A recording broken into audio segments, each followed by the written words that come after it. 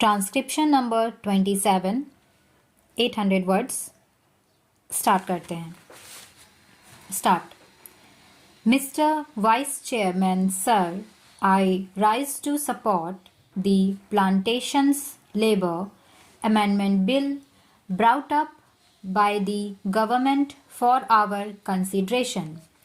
Sir, the sad plight of millions of toiling people who sweat on various plantations in the country to earn valuable foreign exchange for us is really too much to be expressed in words. These workers live and work in most inhuman and pitiable condition. These plantations include tea, coffee, cinchona, rubber, etc. And as we know, tea alone is one of the major foreign exchange earners of our country. But, sir, it is indeed most regrettable that, notwithstanding a lapse of 62 years since our independence, these workers who earn crores and crores of rupees by way of foreign exchange have to live in most miserable conditions. They live in houses that are most insecure and collapse frequently.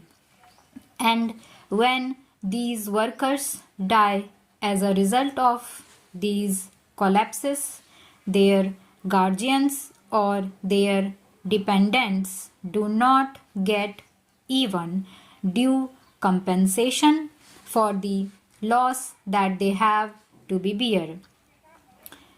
Unhygienic living in distant and far-flung areas compounded with lack of medical and educational facilities make their life utterly miserable. These plantation workers have to live in abject poverty like slaves of their employers.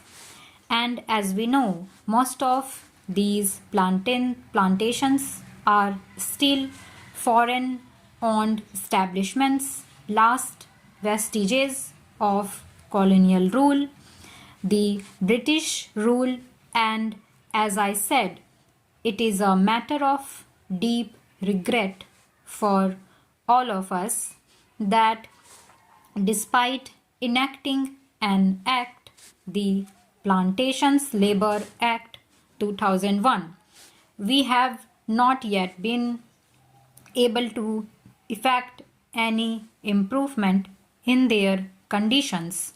I think the employers alone are not responsible for their miserable conditions. We are also as much responsible as they are, because although we could enforce the enactment and we could improve their conditions much earlier, we have failed in doing so. Sir, on the 9th May 2003, this House, the Rajya Sabha, decided that a joint committee should be appointed to look into the desired amendment and put up a draft as early as possible for our consideration.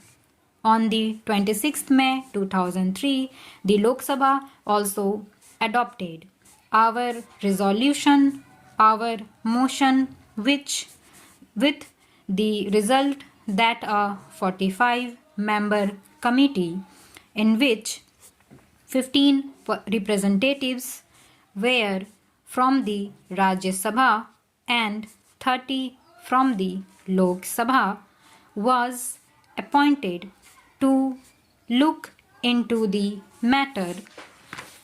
This committee was to submit report on the first day of the session of the Rajya Sabha, that was in 2003, but this committee had to be granted 3 extensions and the report was ultimately available on the 3rd March 2005.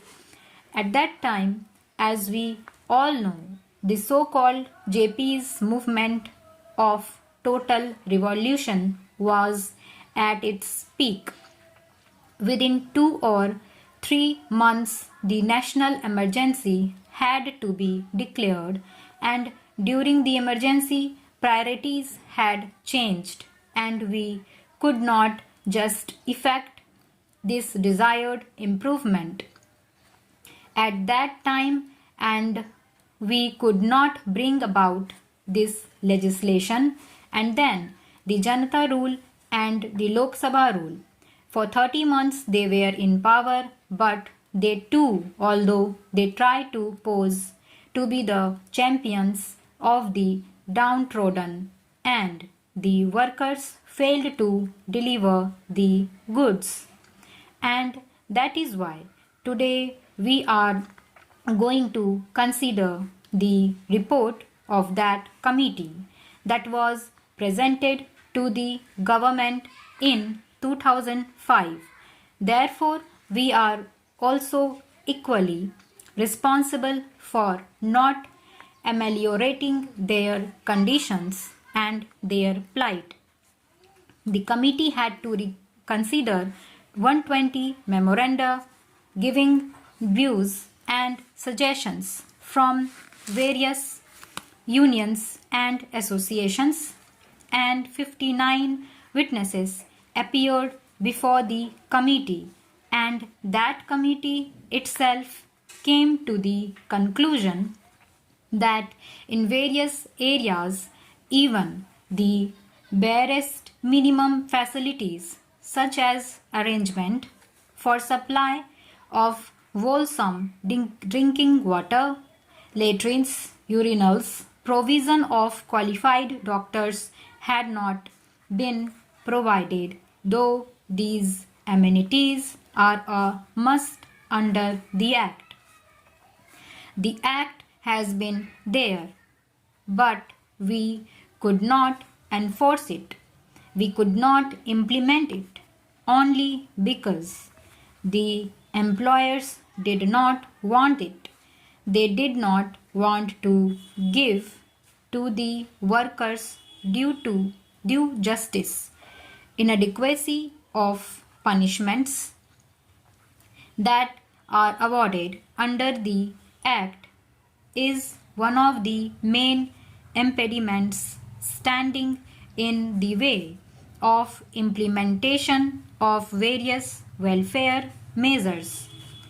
Courts generally take a lenient view of the offences under the Act, and they let off the employers who are offenders with lighter punishment, which generally amounts to a fine of rupees 100. So the committee suggested amendment to Section 36 of the Act. An employer is required to provide these workers living accommodation, but generally, in spite of the fact that the government gives loans and subsidies to the employers for construction of houses, progress in regard to these constructions is very poor. Stop.